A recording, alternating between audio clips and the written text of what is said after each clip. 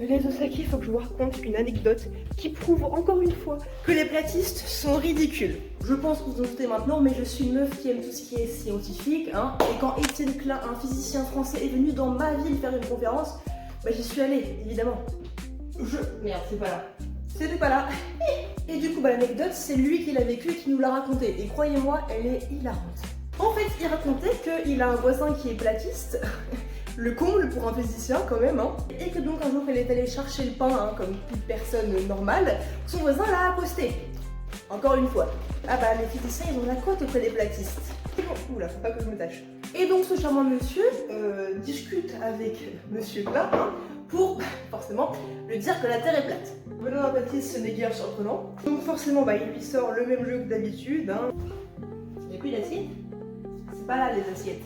Je vis ici, je ne sais pas où c'est, où sont le matériel. Sauf que ce qui est drôle, c'est que le platiste va sortir tout naturellement dans la conversation. Vous savez, monsieur Klein, il y a des platistes tout autour de la Terre. Je pense que c'est la seule fois qu'un physicien a été d'accord avec un platiste. Que vous soyez platiste, soit si vous pensez que la Terre est plate, c'est votre souci, d'accord? Mais soyez cohérents dans vos propos pour qu'on vous prenne un minimum au sérieux quand même. Il n'y a plus aucun effort quand même, hein. C'est fou d'être contradictoire à ce point. Hein. D'ailleurs, Étienne Klein a sorti sa BD sur Einstein, elle est vachement bien.